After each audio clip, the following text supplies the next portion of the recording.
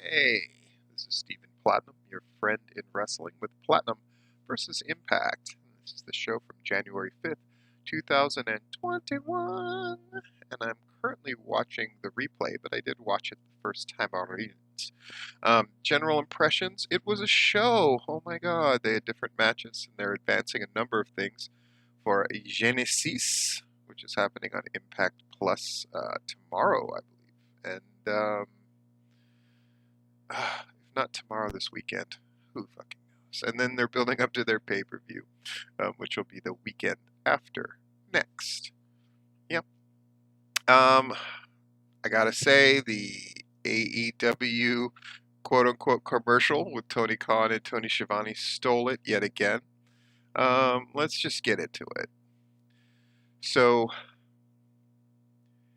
this was the go-home show before Genesis, which is this Saturday at 8 p.m. on Impact Plus. Josh Matthews and Madison Rayne were with us all night long. A welcome break from Scott D'Amore. Oh my God, much better. We got a four-way free-for-all match ahead of the Super X Cup tournament. That's going to be this Saturday.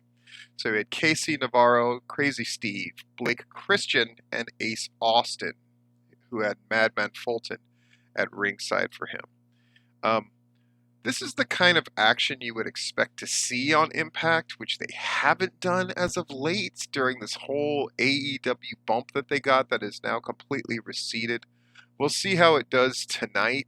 The Fosbury flop spot by Ace Austin. Normally I don't bring out individual spots, but in matches like this, it is when somebody does something that I think is noteworthy that definitely caught my eye. Crazy Steve ended up winning this thing, which I thought was an interesting choice. So, yeah, that Death Valley Driver thing that he did, good stuff. Crazy Steve wins. And then Matthews and Madison Rayne run through the entire card. So Sami Callihan, we get a promo with him in his control center because he's a hacker guy. Apparently the main event is going to be he and Eddie Edwards. So then we had Tony Khan and Tony Schiavone had another ad. It was fucking great. Really funny. Khan talked a lot about Don Callis. He also ran through the card that they're going to have on Dynamite, which looks to be pretty fantastic. The line about my grandma put a $100 bill in my Christmas card so I can buy another advertisement next week. Brutal, funny, hilarious, and then Tony Schiavone capping us off as always. They look like they're having fun. It brings a nice little spice to the show that does need it very much. And then, meanwhile, in the Bus O the Champ, we got the Good Brothers, AEW World Champ Kenny Omega, and Don Callis strategizing over that main event. They're going to have it hard to kill. And then Omega believes that Rich Swann and the Motor City Machine Guns are fueled by jealousy. Jealousy! Back in the ring, we got Cousin Jake and Rhino. They have some unfinished business to settle with Eric Young and Joe and now Cody Deaner. So we're going to have Cousin Jake and Rhino against Cody Deaner and Joe Doring. It is what it is. So they get a commercial break in the middle of their match. Cody Deaner sends Cousin Jake away. He hits the big DDT in the center of the ring for the pinfall victory. So Cody Deaner and Joe Doring win. So they stomp away. Eric Young, Joe Doring, and Cody Deaner stomp away on Cousin Jake. Tommy Dreamer runs down to come to the aid of Cousin Jake and Rhino. So they're going to have an old school rules. What? 6-man tag team match at Hard to Kill. Old school rules. Which, okay. Backstage, Gia Miller is there with Matthew Palmer ahead of his match with Moose. He wants the world to know who he is and what he stands for. Yeah, it's a good start. Johnny Swinger Oh boy. Doing a bit with AC Romero. Wants to get Larry. AC wants to get Larry D out of jail and needs Swinger's help. Uh, I mean, again, at least it isn't one half of the show promoting the other half of the show, which is my least favorite thing. But man, I gotta say, none of this stuff is very engaging. Um, they really gotta make this shit engaging. Where's the crazy impact shit? It comes up later, thank goodness. So we got Deonna Purrazzo and Kimberly. Kimberly just looking not great.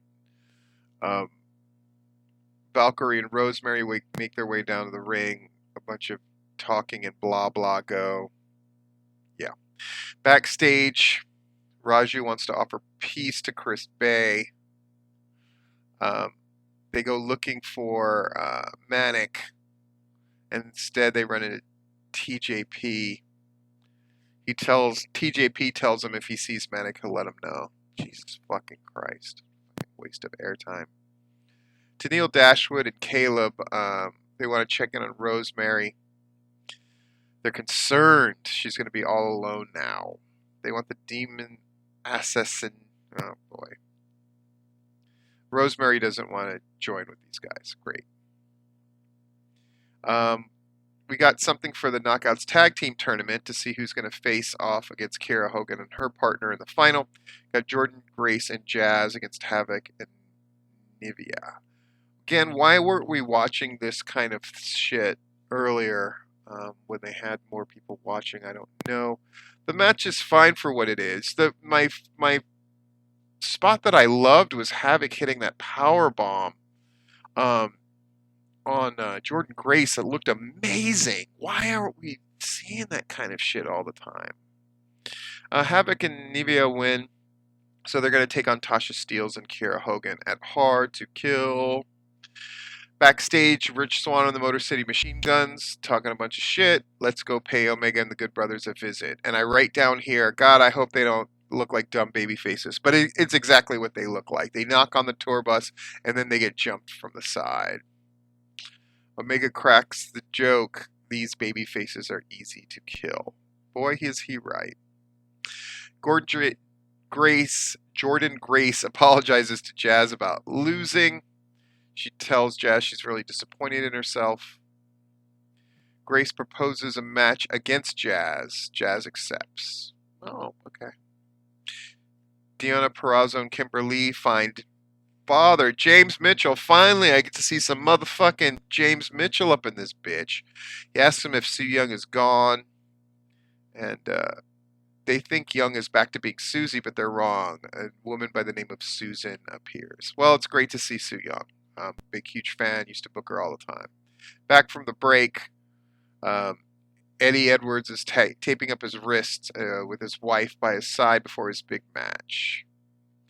So we got Moose against Matthew Palmer. Apparently he's supposed to win in 3 minutes, but he gets distracted by Willie Mack's appearance, so he wasn't able to get the win, so Palmer wins. So Ethan Page is trying to sort through everything that's going on in his career. Karate Man is trying to walk him through the struggles. It's pretty silly shit. It's a shame that the North aren't being primed for some great AEW team to take them on. It's like the AEW thing happens in a vacuum. That's the reason why things aren't working. Nobody else talks about it except the people who are directly involved with Omega and the Good Brothers. And they're losing their chance to make a bigger deal and make things seem bigger than they are. So Eddie Edwards and Sami Callihan have their match. They brawl all over. It's sufficiently brutal. Then there's a video of Alicia being trapped in this fucking cage thing, or behind chain link with locks. So Eddie goes to save her. Ken Shamrock attacks. They wrap some barbed wire around Eddie's arm and neck. Nobody in their right mind thinks that's real barbed wire. Slugs him in the face with the baseball bat, sort of Triple H fucking sledgehammer style. Blows Alicia a kiss, and they keep telling Eddie that this is all his fault. Fuck, man. This show is pretty non-consequential. That's their main issue. They have to have a viewpoint, and the show does not have a viewpoint. Yes, it has wrestling action. Yes, they do vignettes. Yes, they're trying to create their world, but there's no viewpoint to this show. Why does nobody give a fuck that AEW and Don Callis sort of continue to shit on them? It just,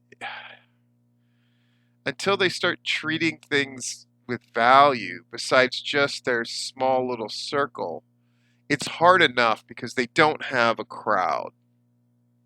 And so everybody feels like they're doing this stuff. It feels like a rehearsal for a thing that they're going to do later, or sort of reminiscent of studio type of shows that didn't feel quite connected to their audience, like XPW, right? The MTV wrestling show that just felt like completely staged and put on. That's what this thing feels like. It feels like it's in a sound studio, and it feels like they're all going through the motions.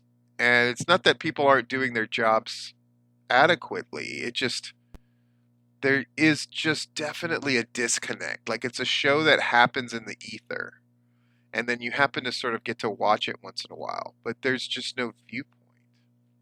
Anyway, this has been Platinum versus Impact Wrestling.